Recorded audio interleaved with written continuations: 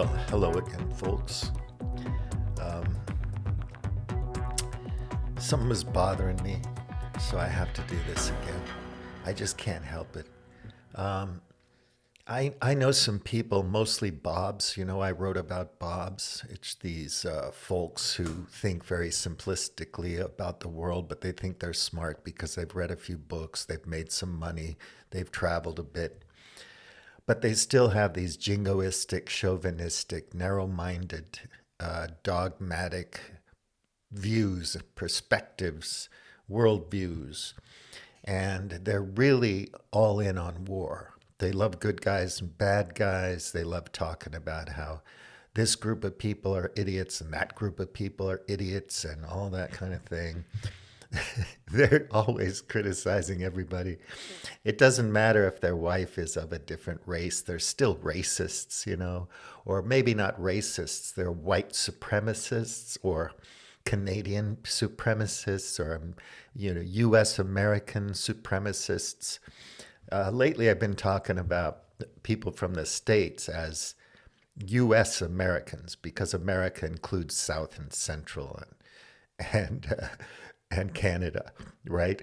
In America. So not so much Canada, but we talk a lot about, Central America, South America. Coffee. So I say US Americans. Anyway, most of us are on a steady diet of propaganda, so we think The Economist magazine and The Times and The Washington Post and Fox News and ABC News and CNN and whatever we're feeding ourselves conveniently and easily during the day is great information, the truth, the facts, the data, whatever. And it's just not. Remember a while back they had that meme on the internet for a while where all the news outlets were reading from the exact same script about things. AP News or whatever outlet, once a thing gets out there, and today I'll talk about 800,000 Russian military deaths, okay? This is a number that floats around. This is not an accurate number. To find an accurate number, you have to really work hard to get the information and the data to make your estimate. And all sides of the Ukraine-Russia war put out propaganda and misinformation. Everybody does that. And, bit by bit, they release some numbers that are accurate. There are various organizations in the world that work hard to find out exactly how many people got killed and who they were, where they came from, and so on, how they died. Estimating the numbers of people killed by U.S.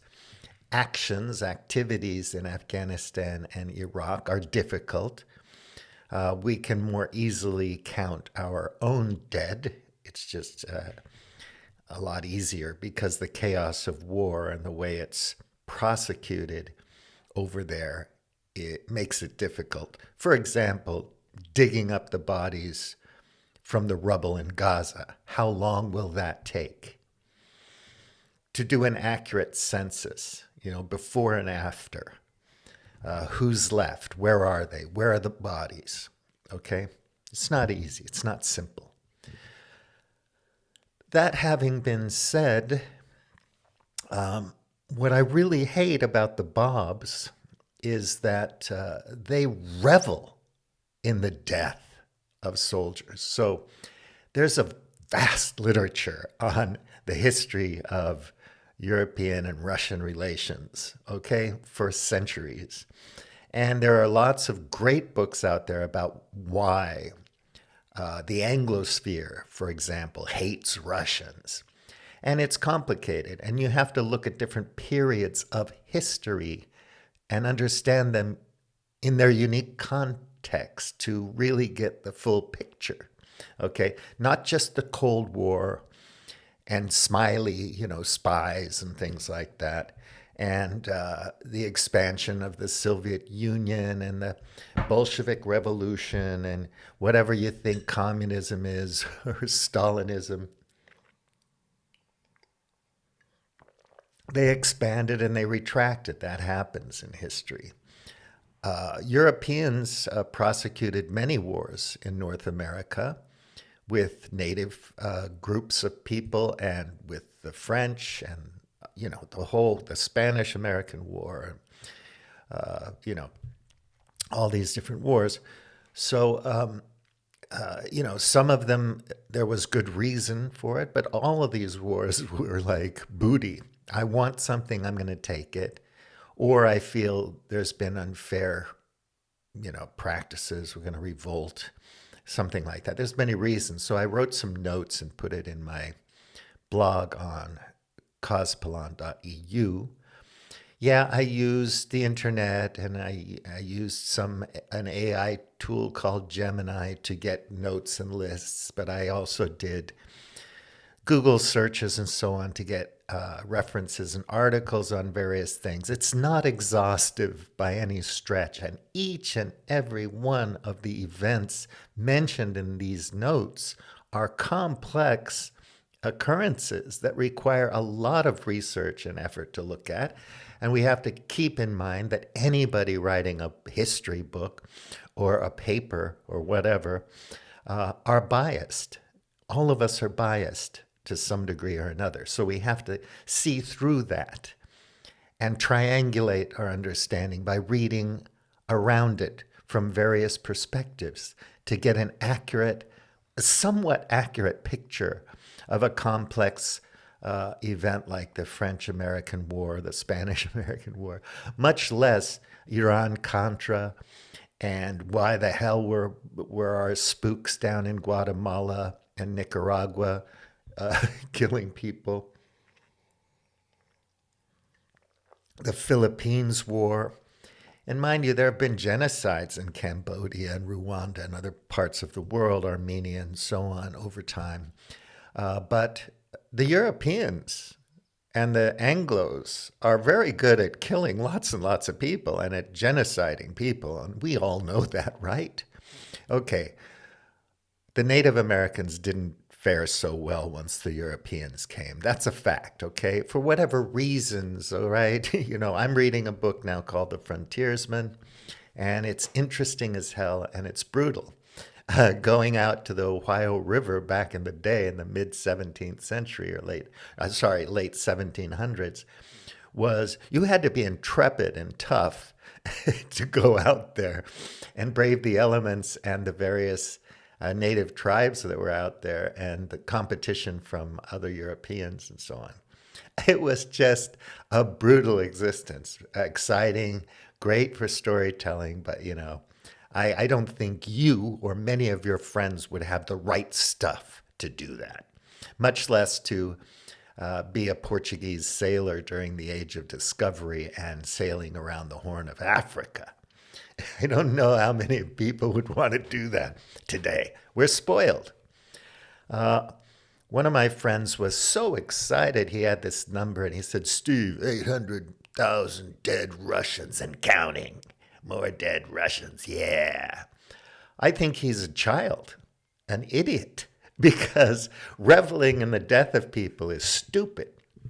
If I had godlike power, I would pluck him out of his gated community on the island where he lives, and I would take him to Poland, give him 2 weeks training, get his kit, and stick him in the fucking trenches in the front lines while the Russians are attacking.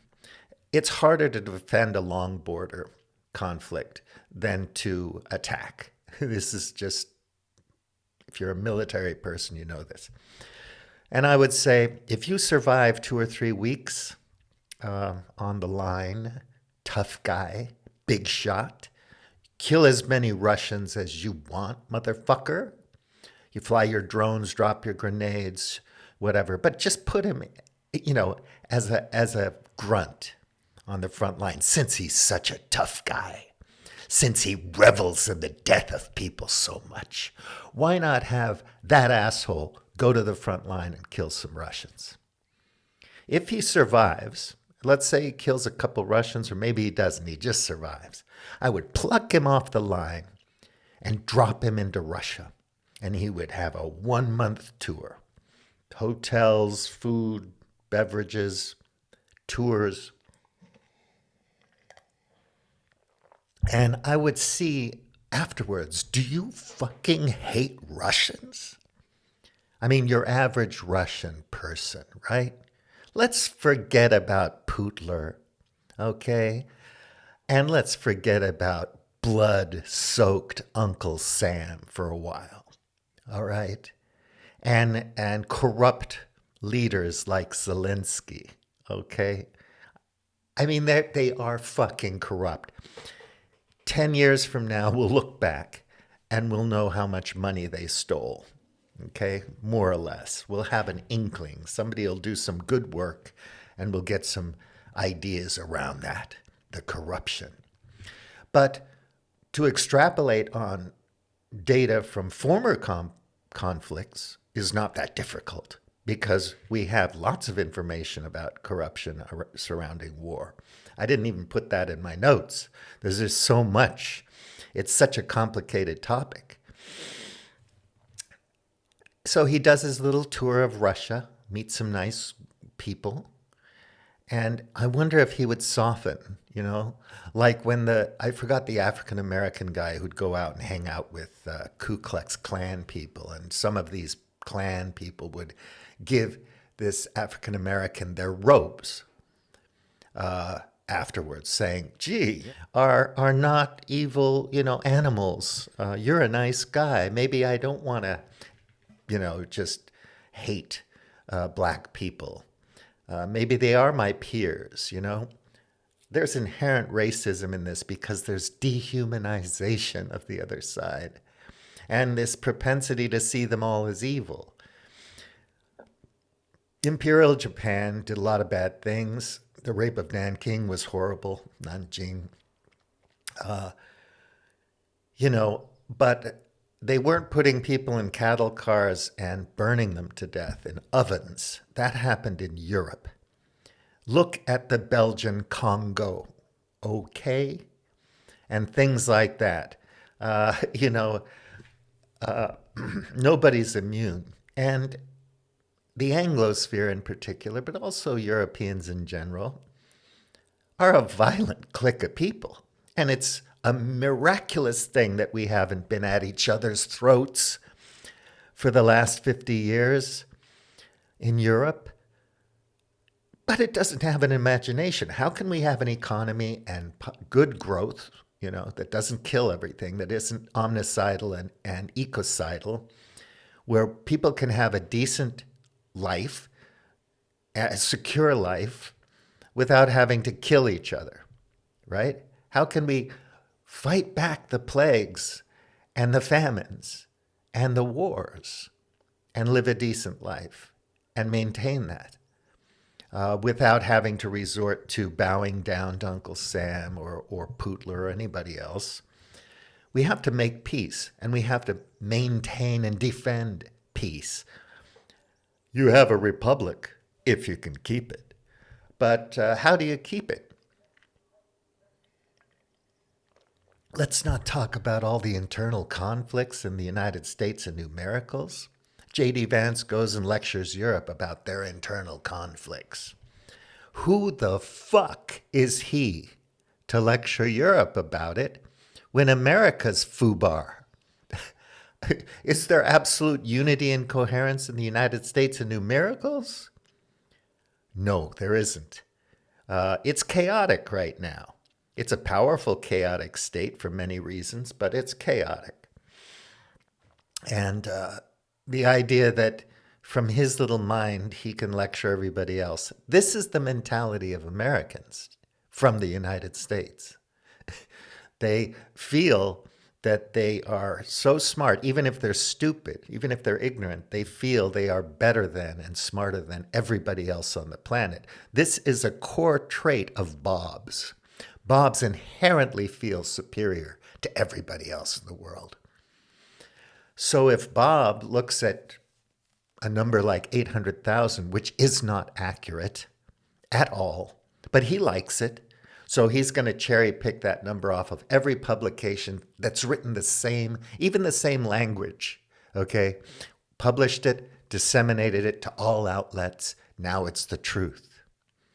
And he loves it. He's jacking off. You know, he's waking up in the morning looking at the newspaper. How many more Russians got killed? He's not thinking about Ukrainians. He's not thinking about Ukraine. He's not thinking about Europeans. He's not thinking about families in Russia or Russian warriors getting killed. He doesn't give a fuck. He hates Russians and he wants them to die. And to the point where he's sitting in his armchair in his fucking gated community, he's going to cheerlead the death of Ukrainians as long as they're killing Russians for him. I want all these cowards and hypocrites and deluded freaking morons to go to the front line and get obliterated because they're idiots. And too many people think like this. And it's just not going to end well for civilization or our species if we keep thinking like this. It's just a dumb way to be. So whatever makes you hate someone, okay, there are complex reasons why that war started. People don't just wake up one day and decide to go to war.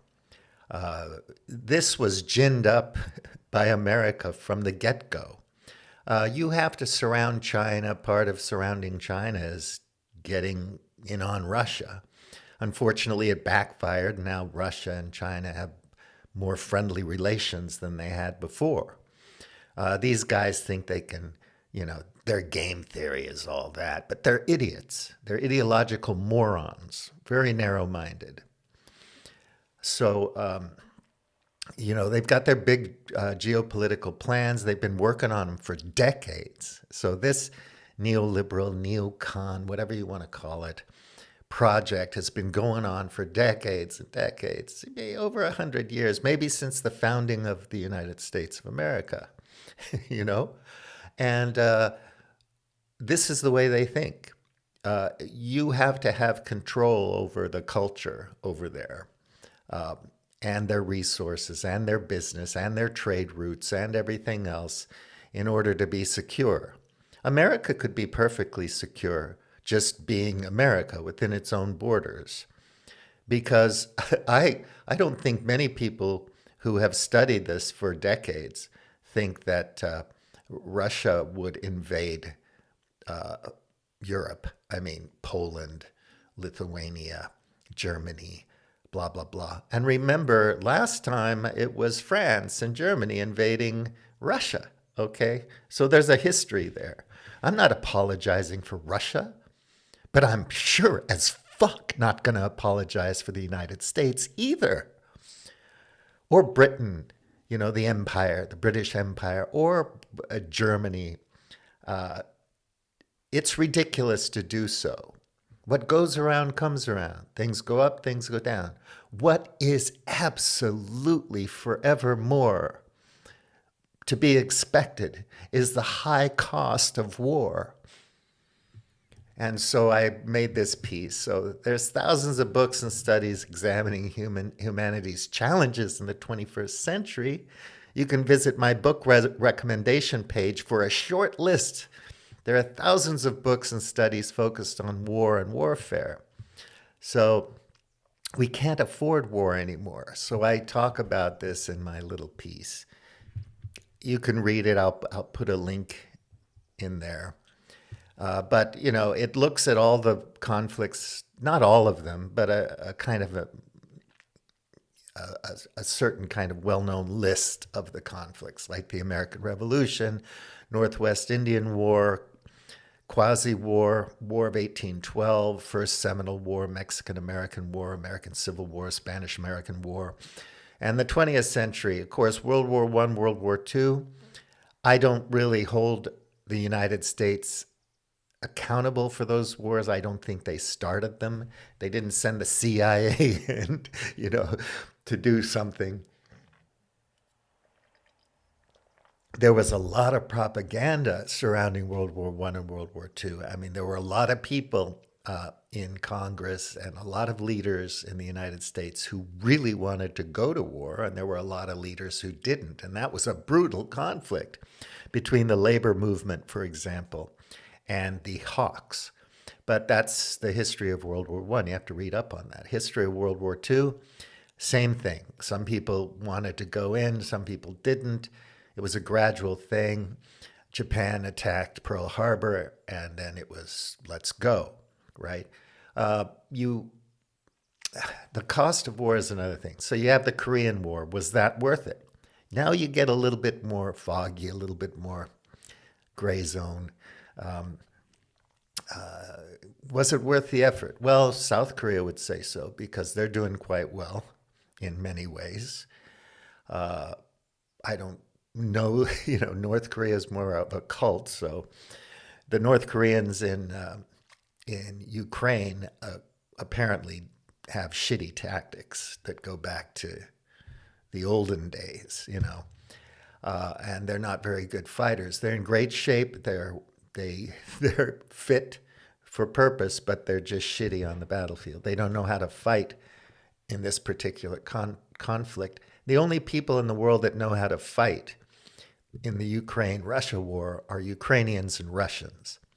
They have the experience. They know what they're doing out there. They have evolved and learned on the battlefield.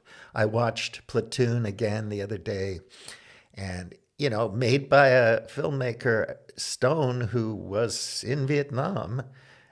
He should know, but it's still a movie, so it's exaggerated. But you notice that the U.S. soldiers are at each other's throats. You got the stoners and the boozers. You got all these different factions and racism involved, and everybody's, you know, in a panic and screaming and hating each other and wanting to frag the officers and all this shit. There's so much conflict in the ranks. You can't imagine the North Vietnamese were like that over 30 years fighting colonialists. They just go on and do it.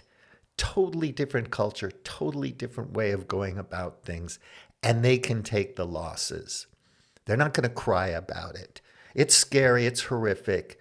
They're no different from Americans. They're human beings, but the culture makes them different, you know? You can examine the way the Japanese fought versus the way Americans fought and the reactions they have. And you could say, well, it's nice we're emotional. It's nice I'm from Boston. I can call my mother a bitch. Maybe. I don't like it. You know, it's like you're in Japan and people are polite and you go, yeah, but they're not really polite. They're not sincere. They don't mean it. I don't care. They're nice to me. They're polite to me. And I'm polite back. And it feels better. You know? So I don't want to live in a culture where I'm calling my mother a bitch. You know, I'd rather live in a culture where I respected and loved my mother. It's a culture. And of course, there's many cultures in the United States. I'm not saying it's all like, you know, Southeast or whatever. Throw a fucking dart at the map and tell me, you know, what your culture's like in a suburb in Denver or whatever. And there are many different cultures in terms of class. Poor cultures, rich cultures. You know, if you want to make $300,000 a year on your dividends and annuities from investments, you need about $5-6 million invested, because after taxes and capital gains and all that kind of stuff, and the different rates of return, let's say you get 5-6% or 3%, whatever percent, you can do your calculations. And then you're hoping that that's going to last for 10, 20 years if you're retired or whatever. Or if you retired at 35 and you want to never work again in your life and do whatever you want. But $300,000 is not going to buy you the yacht that Bezos has or the private jet that Trump has. You know what I mean? So there are degrees. How much do you need to be happy? And I'm thinking most people just need a roof over their head and security and a job they can be proud of and so on and so forth. Simple things. It's not that much, you know. A holiday now and again, the price of a decent hotel room. Not everybody needs all that shit that these billionaires need. And if you're gonna get that $5 or $6 million, first you have to put yourself in a position to be lucky, and then you have to get lucky. So it may take a lot of blood, sweat, and tears to put yourself in a position to be lucky. After that, you have to get lucky. And then you can invest your money and have capital gains, capital on capital returns, and you can have a better life and own your house and your car. And then that $300,000 a year is just going to whatever you want to do. And maybe you don't need to do that much. Go sailing once in a while, take a trip, pay for your kids' education. You know, it's just, you don't need that much, right? 300K is enough for me and mine. That number is arbitrary, but whatever. I don't know why I spun off on that. But it's because of the cost of war. Everybody pays. Okay, so the Vietnam War again, 55 through 75, right? And the United States was involved there. Special forces, CIA, training, so on, from 55 to 75, okay? 75. I'm so lucky I didn't get into that. I was just young enough to miss it. Anyway, was that worth it? What did you, taxpayers in the States, get out of it? Did you feel more secure? It was chaos. Kent State, riots, hippies. The Vietnam War caused hippies, or whatever. It was not nice. It wasn't a good period of history. It was rough, man, for everybody. And people got toasted by it. Just the freaking psychological trauma of it. And I don't think it was worth it. Put 500,000 or more people in that country and have 58,000 dead people and countless casualties and killing millions of Southeast Asians. Bombing Laos and Cambodia. It's just disgusting. And these things do lead to things. So would Pol Pot have existed without the Vietnam War? I don't know. Counterfactual history and all that. But a case could be made that that was one of the causes. It's complex. The causes are always complex. So Grenada invasion, what did you get out of that? Well, we got some practice. Our boys got to hook up with their Anglo buddies in the UK and get some practice. Whatever. Panama invasion, again, practice war, whatever. What did you get out of it? I don't know. Do you feel more secure? Did that make your day? Persian Gulf War, 1990 to 1991. Okay, that one's could be considered ginned up too, but you have to understand the complex relationship between Saddam Hussein and his clique of his political clique and the United States. You have to understand the history of Iran, the Shah of Iran, the war between Iraq and Iran. You have to understand where they got chemical weapons in the first place. It's a complex history. And America's right in there, fucking around, fucking with everybody for whatever reason. Did it make your life better? Was gasoline cheaper? Did you have that oil thing, that little gas crunch in the 70s? Was that fun? I don't know. What did you get out of it? Think about it. Maybe making peace would have made you richer, given you more money to invest so you could have your 300K a year disposable income. Never have to work another day in your life. Oh, did you lose a child to one of these wars? Was that fun? Are you going to revel in the fact that so many men, women, and children in Iraq and Afghanistan got killed for no good reason? Does that make you happy? You don't like ragheads or whatever the derogatory term is because you're special, you're supreme, you're better than everybody else on the planet? You don't even know where most places are on the map. You only know Afghanistan exists because there was a war there. You only know Iraq exists because there was a war there. You probably still don't know can't name 2 or 3 countries in Central America, right?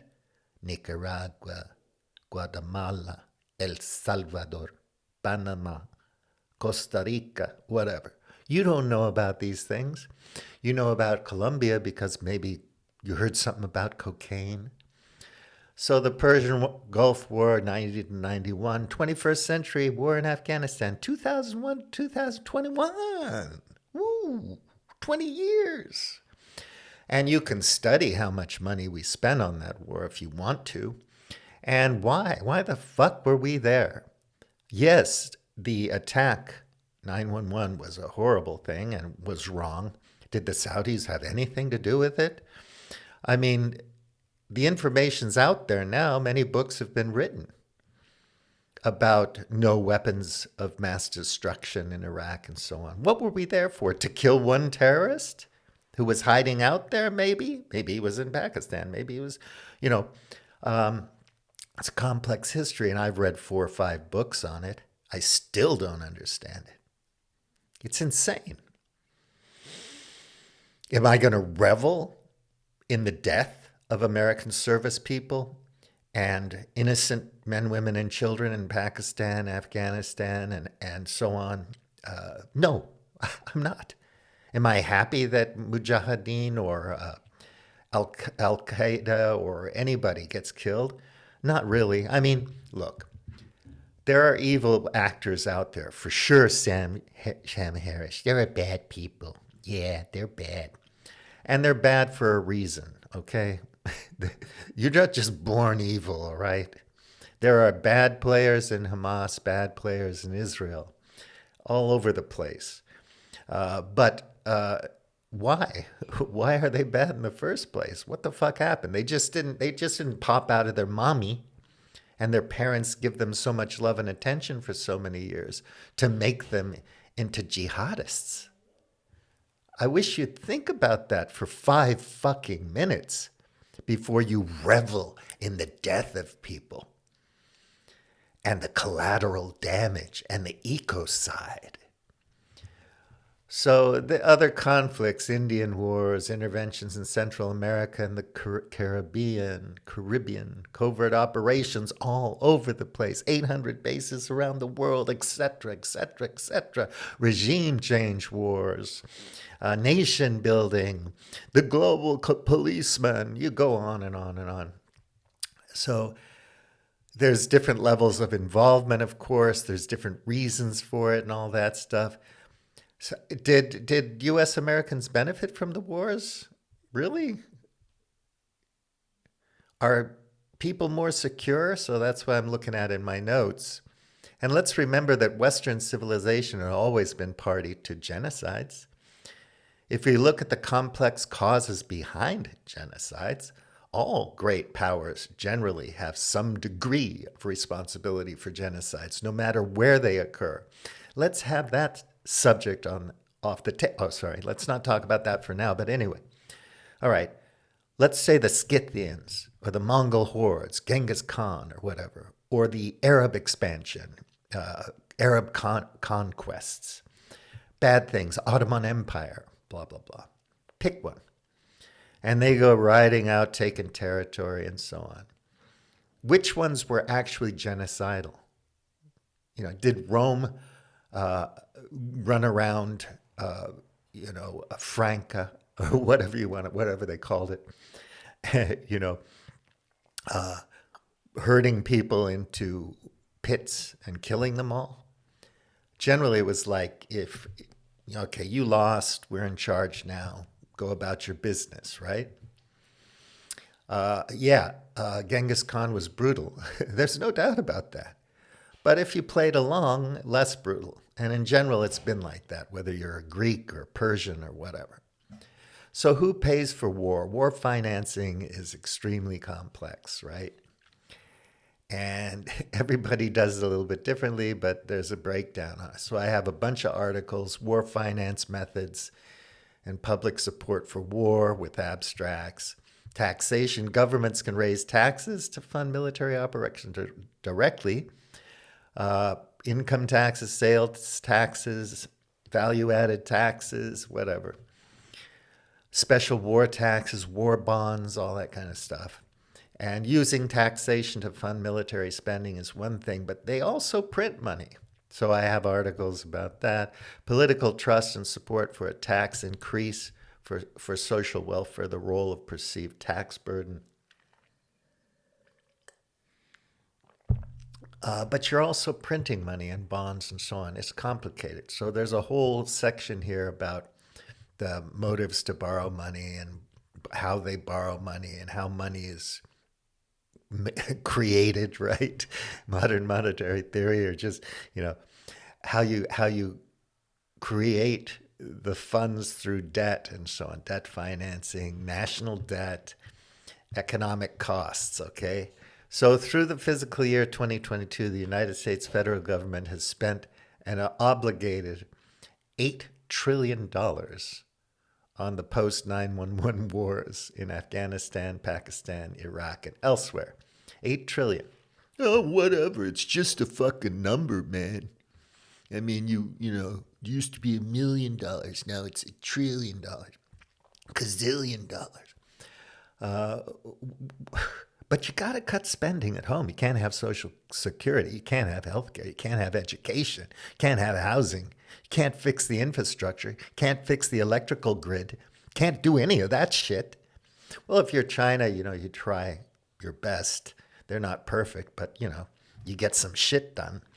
We'll be lucky in Portugal if we have a high-speed train by 2031, going from Lisbon to Porto or whatever, and some things in between. We'll be lucky if it happens. But that's Portugal, a tiny little country. America can't build a high-speed train from San Francisco to Los Angeles to save its fucking life. And they have a high-speed train from Hong Kong to Beijing. I'm just saying. Japan had the bullet train when I first went there. I was a kid. I think I was 8 or something. They had a bullet train, Shinkansen. When I lived in Japan, I used to take the high-speed trains around Japan, and then I'd get off the train, rent a car, drive around. It was perfect. On the way home, no traffic. You buy a bento, a bottle of sake, sit in the Shinkansen and just chill, baby. Have a nice time, nice little train party. Lucky me. So Homeland Security budget, interest payments on direct war borrowing, foreign assistance spending, and estimated future obligations for veteran care. Do you care about your veterans? Let's gut all the agencies in the United States and let the veterans figure it out for themselves. We got to get more efficient. We need some AIs. We need some LLMs on this. Hello, warrior. Hi, can I get my benefits? Please rate our customer service. It's a joke. And this omits other expenses like macroeconomic costs to the U.S. economy, the opportunity costs of not investing in war, dollars in alternative sectors, future interest on war borrowing and local governments, private war costs, blah, blah, blah, not to mention people getting killed. So there's a piece on how money is created to help you understand that. Where do they get the money? Where did Germany get the money to build up its military before World War II? I mean, how did that happen? Versailles was so punishing on Germany. How did they possibly? They were spending wheelbarrows on a piece of a sausage, and then of money, and then all of a sudden, they got plenty of cash to build tanks and whatnot. Also, we don't understand that the warfare has changed. I have this long line of conflict, Russia-Ukraine border, and you have all this new technology, drones in particular, and hypersonic missiles. You don't even need to put an explosive payload on it. The impact will destroy everything. These things are changing. You need 4 guys on a motorcycle to buzz in, do some stuff, and then buzz out, because if you're in a troop carrier, you're going to get killed by a drone. So fighting the war is not the same. That's why only Russians and Ukrainians know how to fight a modern, large-scale war. We're not going to think about that. Our armchair guy in his gated community with his fucking capital gains, he's going to sit there and just fucking, whack off to tanks and F-35s, and they have no impact hardly on this conflict. They're ignorant as fuck, and they want to be ignorant because they're hateful, spiteful, white supremacist jerks who revel in seeing other people killed. They don't care that Ukrainians have to kill the Russians and that Ukrainians are getting killed killing the Russians. And they think Ukraine is winning despite the loss of territory. They still think that we're just going to bleed them out. By the time they get to the Polish border or the Romanian border, Russia will be finished economically. They'll be bled out. Well, what the fuck happens to Ukraine in that case? Or Europe, for that matter? Are you not the stupidest person in the world to think like that? It's so dumb. It's ridiculous. That's why I get so emotional about it. I don't want to think that my friends, all my Bob friends, are that stupid. I want them to be more nuanced in their thinking. So anyway, inflation, how does money supply affect inflation and so on? So who pays for the war? And there's articles about that. Taxpayers, citizens, future generations, the central bank's role in war, and things like that. So the Russian invasion of Ukraine could upend fiscal and monetary policy in advanced economies. So there are ripple effects. There's supply chain effects. There's effects in terms of food that we saw early on in the war. A lot of people get hurt. I mean, I pay 100% more on everything where I live now because of this war. And I'm sorry, Russia is responsible, but also America's responsible for this war, and it didn't have to happen. I'm not a Trumpist. I don't care about Trump. But it's a fact, and people were talking about it when Biden was the president and when Kamala Harris was running for president. I mean, it's well known, for God's sake, the bullshit, the lies, whether we're talking about Syria or any other place.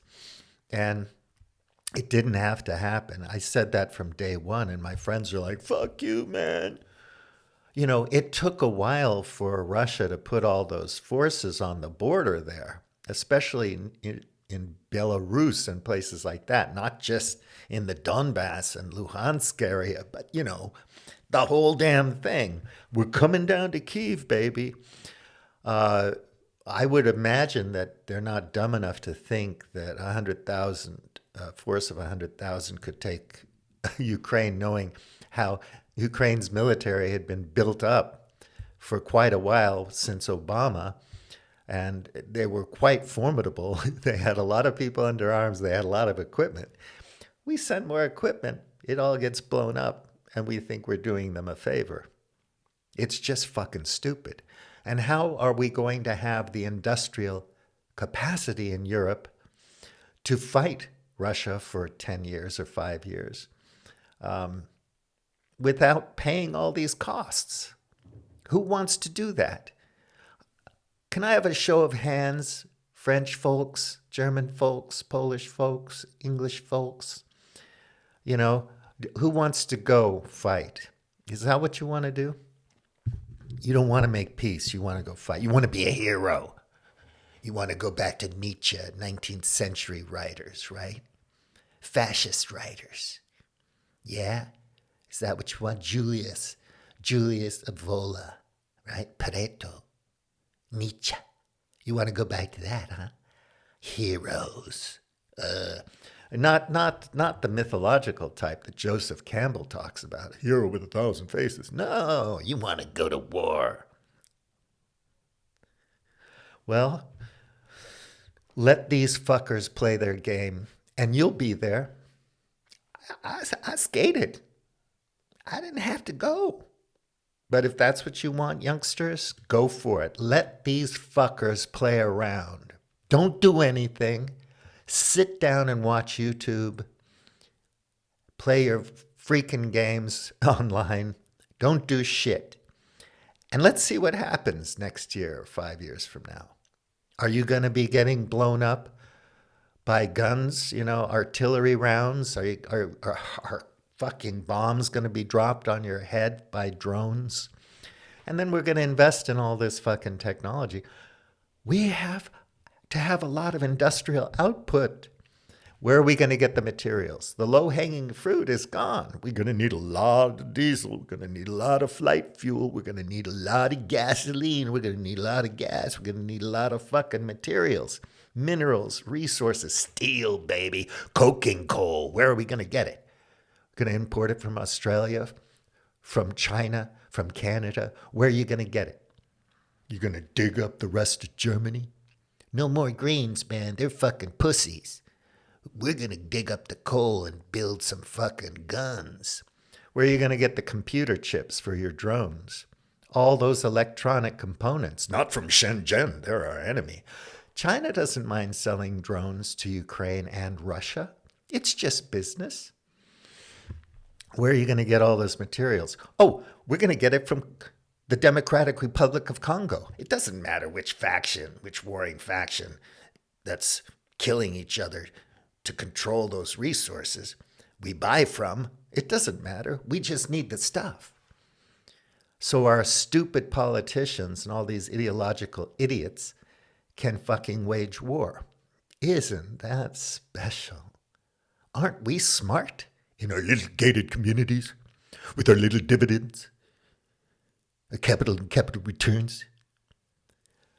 Dumbass fucking deluded, narrow-minded salesmen and, who think they're tough guys because their granddaddy got a medal 150 years ago or whatever. I'm related to Billy the Kid. That's why I'm in an open carry state. I know how to shoot. It's in my blood. These guys are fucking morons. I'm sorry I'm using the language, but if you can't take it, whatever. I mean, this just upsets me to no end. We are experiencing the sixth extinction, ecocide, climate change. If you're Joe Rogan, climate change denier, you're a fool. You don't know how to read a graph. You don't understand the difference between long-term data that dealing with geological time and what's happened since we started burning fossil fuels. You're just stupid. Mel Gibson, I love him, but he doesn't want to know about evolution. It's just not something he's interested in. You don't have to argue with him about it. He's not interested. Willful ignorance is something you can't fight against. And if some asshole in a gated community wants to talk about numbers of people killed, he's not going to do any deep research to find an accurate number. He's going to go to The Economist magazine or AP, and he's going to pluck the number out that fucking makes him excited. The more dead people, the better. And he's going to jack off to that and giggle and fart and burp and be a little prick because he's a coward. He can't make peace. He can't build peace. He can't support peace. He wants Russians to die. I've been to Russia. I've been to the Soviet Union. I've been to China, blah, blah, blah. I've been to Africa. I don't want these people to die. So I'm a wet noodle, a pussy, a pacifist? Good. I don't want your children to die either. I want you to have some money. I want you to have a nice house. I want you to be able to afford the price of a good hotel room and a little vacation once in a while. What's wrong with that? Why do we give these morons the right to do this? We should be building a culture that's based on cooperation and peacemaking. It's not easy. It's a republic if you can keep it. It's not fucking easy. Nobody says that. Nobody with half a brain would say it's easy. The human cost of war is immense. And it doesn't make sense in 2025, folks. This is not the Roman Empire we're talking about. the Persian Empire, the Arab conquests, samurai on samurai violence. This is not that. Maoris, you know, different tribes, the Shoshone against the whatever, Iroquois, blah, blah, blah, the Cherokee and the Navajo. And yeah, the scale wasn't the same. It wasn't a global economy, global supply chains. We weren't in this predicament. It was different back then. We're different. People can read. Maybe in the future we'll be making wine by stepping on the grapes barefoot. Learn how to be a cooper. Learn your skills, your 17th century skills, because we're de-evolving. Devolution now. If that's what you want, we can crash civilization. We can have a nuclear war. We can make it real quick. We're all accelerationists. We can't wait to be transhuman. We can't wait to be uploaded into the cloud. And we'll fight everybody on the planet for the resources to be able to do that. But we're not going to care about posterity. Your children, your children's children. These people in the gated community have little young children. When I was 50, I decided to marry a few people and make babies because my genes are so goddamn important. I got to keep the line going. And by the way, I love war. So I'm hoping that my son's going to volunteer in Ukraine and get obliterated. And my daughters are going to be in a war-torn country, impoverished by the poly crisis. But I'll be fine. I've got capital and capital returns. I'll just go to Canada and buy a big house. We'll be fine. You bomb cyclones, climate change. You don't know what's going to happen in Canada in 5 years. We used to be able to sit around and say, 20 years from now, it's probably going to look pretty much like it looks now, only we're going to have much nicer iPhones. And the cars are going to have bigger screens and maybe more self-driving capability. And we're going to have nicer TVs and, everything's, it's just going to be better drugs, better, health care. Just progress, baby, progress. It doesn't cost anything. It's miraculous. The grace of God. But it's not like that.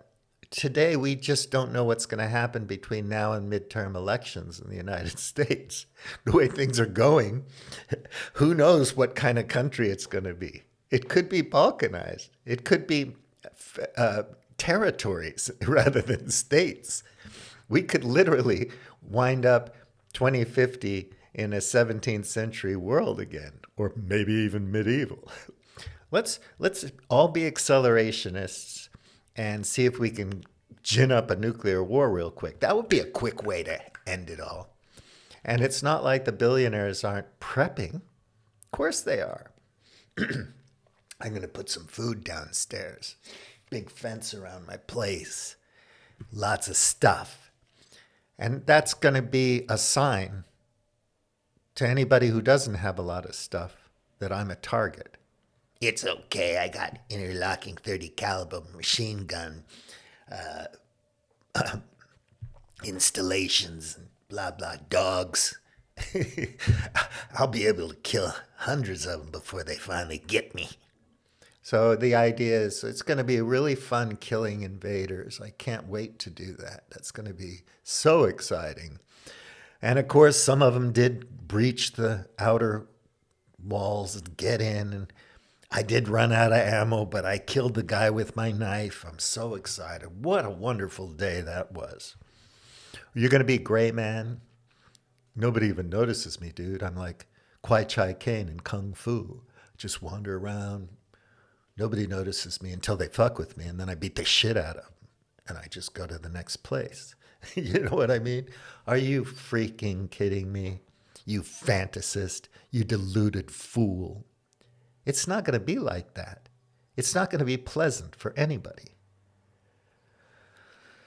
So I go into stocks and flows, so calculating the cost of raw materials, the crucial step. Machines of war. Got to do all that stuff. We'll just put sanctions on them and they won't be able to make anything. It's not like Russia is small in terms of its area. It's a little smaller than Canada, but it's pretty big. But, you know, they got stuff, and they border with China, and they have allies. They're not alone in the world. They can trade. They have things of value, oil and gas, rare earths, minerals. They got stuff. They can trade. Equipment, uniforms, and personal gear. I got to pluck my smart-ass tough guy out of his gated community and stick him in Poland. We got to get his gear, his uniform and his plates and armor and his fucking assault rifle and his helmet, his night vision. Have the little fucking 60-year-old running around, you know. There'll be 60-year-olds and 10-year-olds dying in this conflict if it goes long enough. Running around, you know, in the trenches. He'll be so old, they'll just stick him somewhere and say, don't leave, defend this position. And he'll get fucking obliterated by a freaking bomb. And that's the end of it. If he's lucky, we take him to Russia and he gets to, hey, yeah, meet people, make friends. Way, great. Then after that, if he's still an asshole, we put him back in the trench. Say, okay, enjoy, kill Russians, have a good time, you jerk, fucking idiot. Training, recruitment, you got to pay for that. Salaries and benefits. Look at the salaries they pay Russian soldiers now. It's not the Wagner Group anymore. It's not prisoners from the Gulag anymore. People get paid. Usually people get paid. In the old days, it's like booty. You go in there, we win this thing, you get to fucking loot the place. Hey, sounds great. You know, booty, booty, baby, booty. You know, pirates and whatnot. You get to have a nice uniform, some meals, esprit de corps, that does exist. There are reasons people fight, you know, noble reasons. But generally, your average person is just conscripted. You got to do what you got to do. You don't want to let down your friends next to you. You don't want to be a coward. And you go and you fight. You get killed and whatever. Well, long-lasting economic shocks of war. You got your, I have an article about that. Energy inputs. So fuel, right? I mean, we gotta get down to the Crimea. We gotta do this Stalingrad. We need the oil and gas, you know. And Hitler gets bogged down pretty soon. Soviets are kicking his ass, you know. Japan wanted oil and gas and coal and whatnot. Of course you're going to go to Manchuria if you want to do what America does and be an empire. You got to have more holdings. You got to have more materials to be a big shot empire, you know? So you got to go get it somewhere if you don't have it. You got to kill some people. You got to occupy and maintain. Once you occupy the place, you got to defend it. You got to keep it. And a lot of people there don't want to leave. Oh, we'll just move the Palestinians to Jordan. We'll build them some nice gated communities. And lo and behold, some of them don't want to leave. Was it really easy to kill all the Native Americans? No. It's funny, you have this chief called Tecumseh, and you have William Tecumseh Sherman. And Sherman's going around killing all kinds of people. It was a long project, wiping out the Indians. Took a long time. It was costly. The waves and waves of immigration, immigrants into the United States, into the Americas, facilitated the eventual destruction of the native peoples, the native population. Because, you know, you got to own the land, you got to tax the land, you got to be productive with the land. And these people weren't doing that, so they're savages. Whatever. Cultural differences. But it was a long process and it was costly. It wasn't that easy. It took hundreds of years. And even the 19th century American Indian Wars were costly. And I'm not just talking about Little Bighorn. I mean settlers and on and on. That book, The Frontiersman, very interesting. Read about Comanches, very interesting. You know, they didn't have horses until all the horses had been killed by earlier waves of migration into ancient migration into the continents of North America. The horses were extinct, and then we brought them back, and then the Comanches learned how to ride like Scythians, like Mongolians. They got real good at their horsemanship, and they were freaking badass warriors. You know, the Navajo didn't like them much. I think their name comes from the enemy or something like that. I forgot. Indirect economic costs of war, loss of materials and infrastructure. Anyone? Anyone? No more hospitals, no more schools. Russia right now is blowing up Ukrainian infrastructure all the time. And you can't repair it fast enough. They're just blowing it up. And unfortunately, Russia's a huge country, so it's hard to hit all of Russia with missiles. Unless you go nuclear. Yeah, that's an option. Okay, let's do it. I hate Russians. Kill them all, even if we have to kill the rest of the world. Fuck them. Asshole. Dick for brains. Moron. People who think like that are just disgusting to me. Disgusting. Even if it's a joke, it's a sick joke.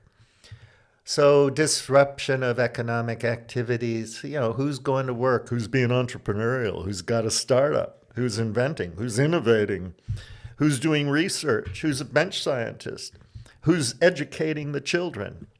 Nobody in Gaza right now, nobody in, Ukraine, Eastern Ukraine, obviously different, but along the line there, Luhansk, Donetsk, Kherson, along those areas, not much is going on right now. It's a war zone.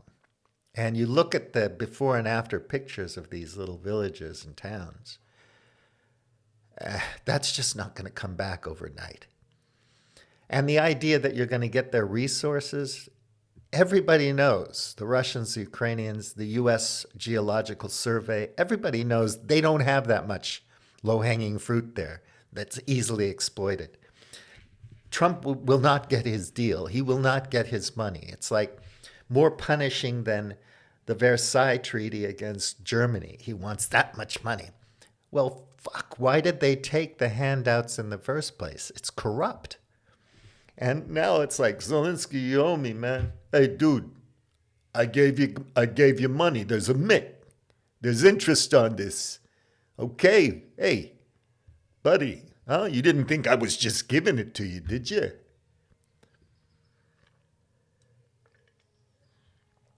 Meanwhile, only 10,000 Ukrainians have died so far. Civilian deaths.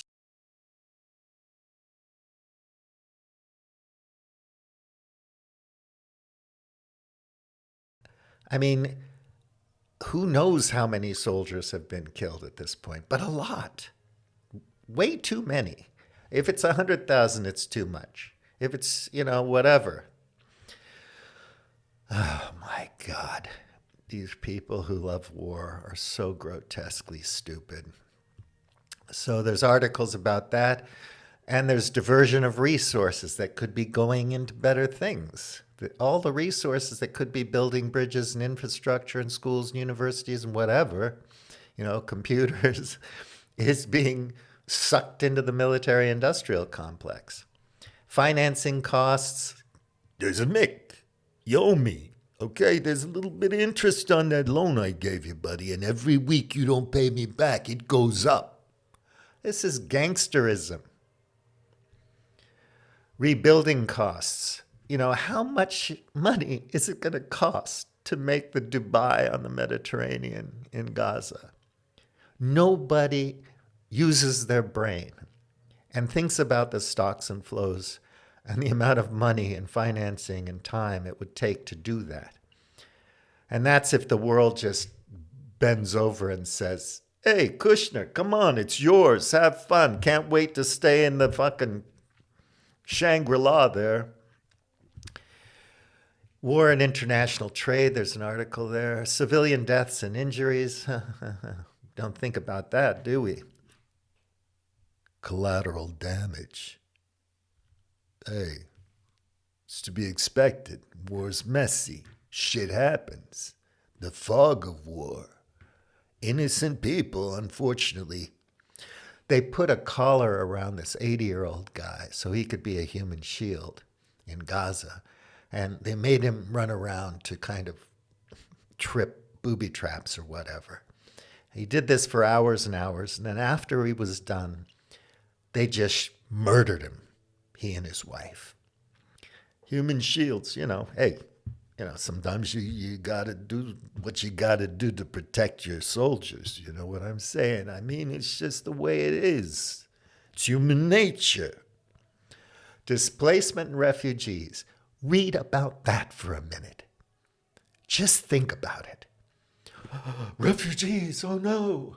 Demographics, immigrants, our blood is pure. Blood and soil, fuck.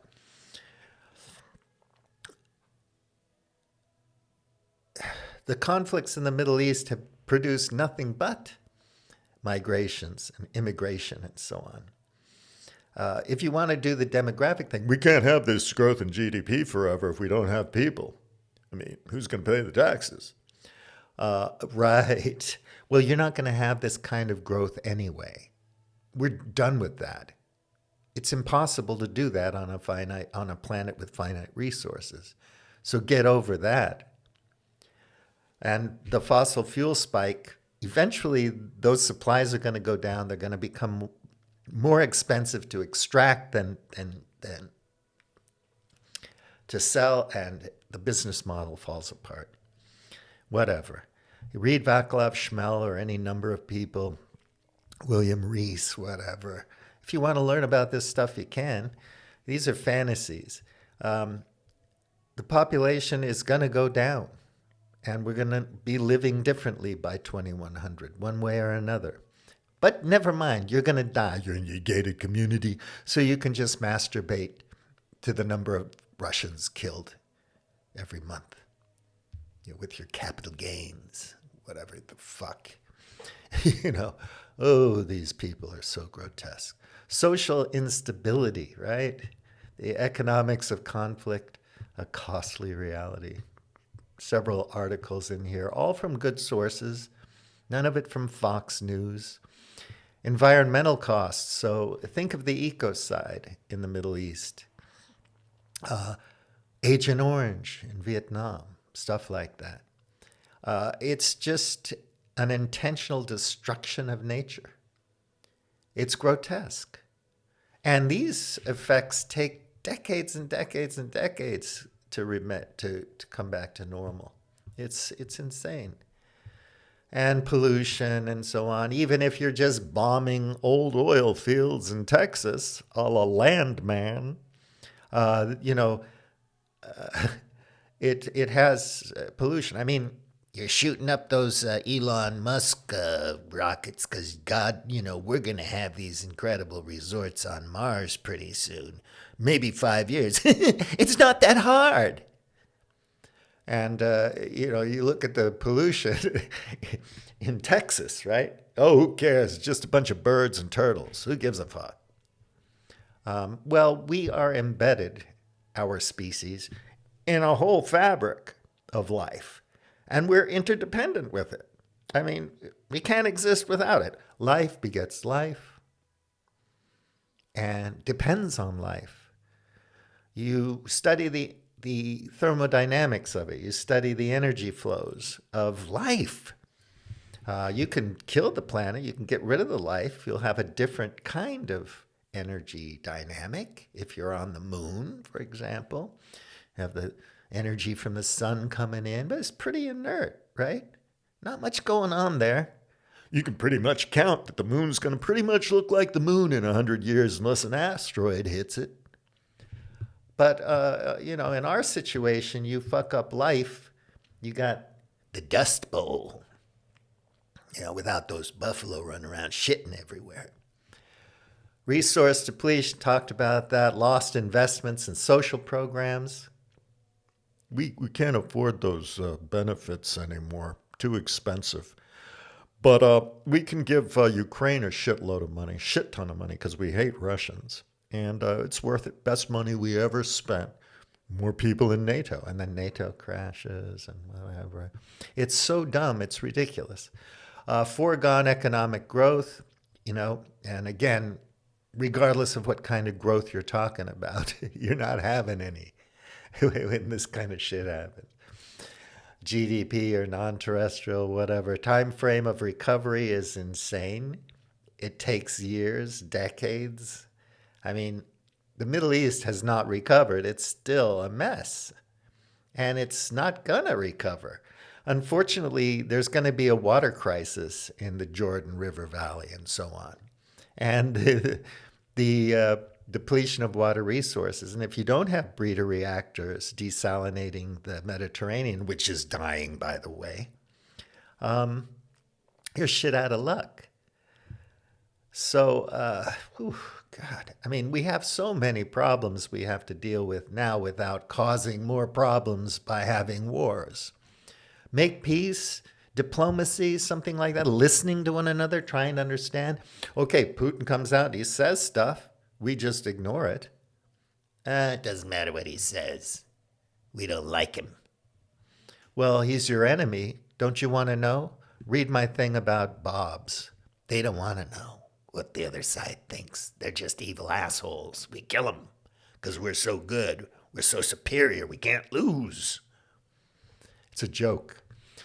Loss of human capital, political instability, geopolitical implications, on and on. Articles, books, hundreds of them.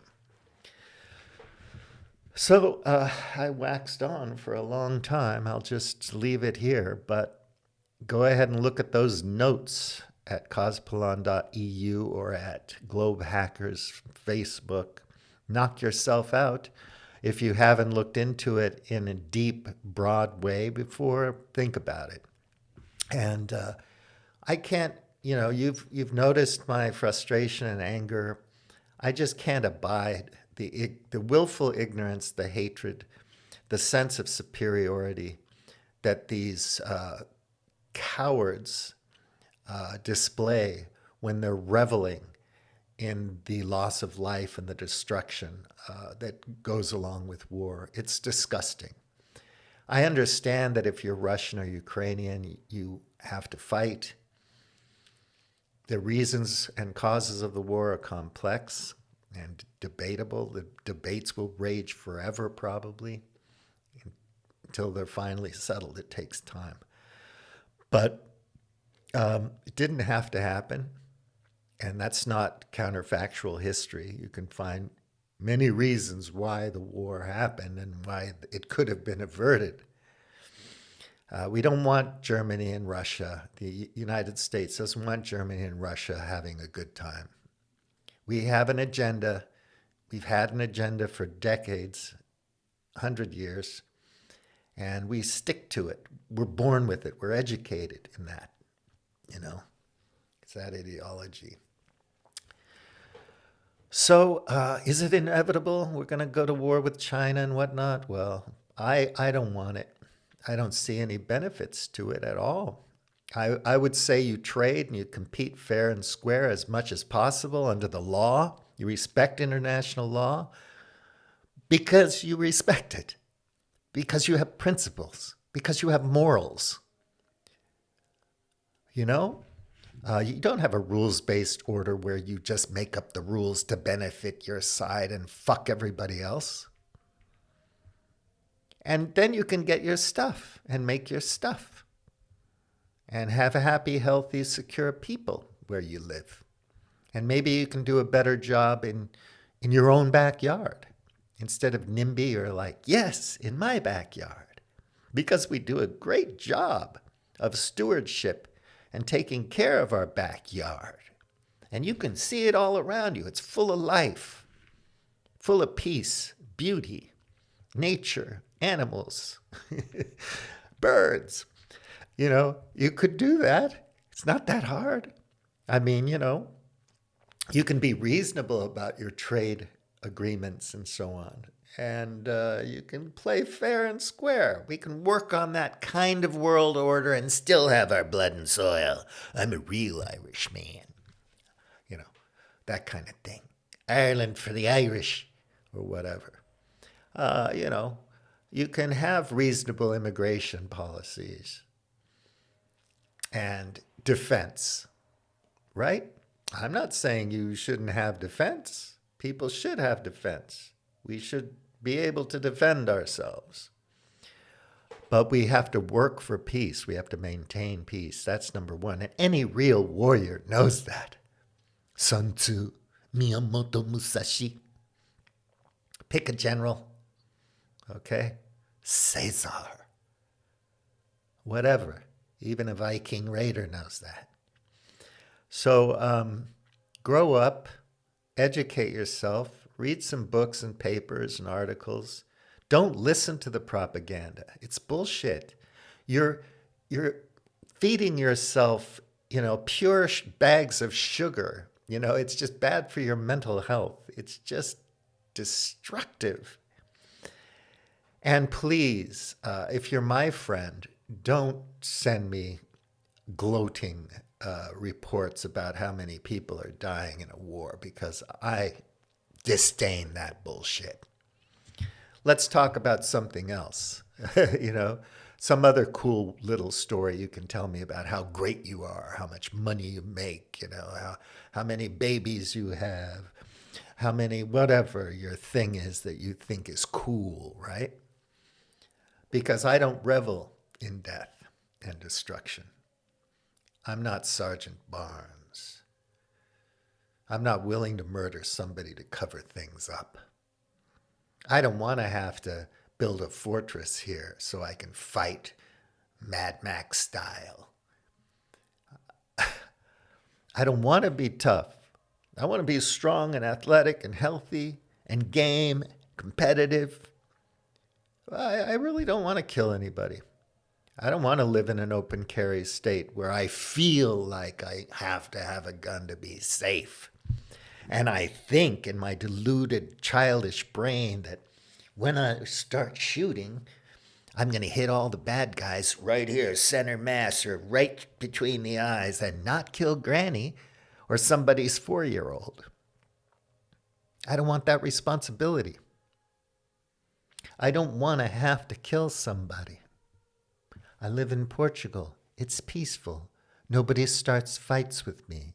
I can be a real jerk sometimes, noisy and silly and laughing and talking too loud. People just put up with it. I'm not that bad. I'm not that obnoxious. And I live in peace. And that's how I like it. So, have a nice day. That's all for now. Share, like, whatever. And I'll see you again sometime. Bouliam tea. Out.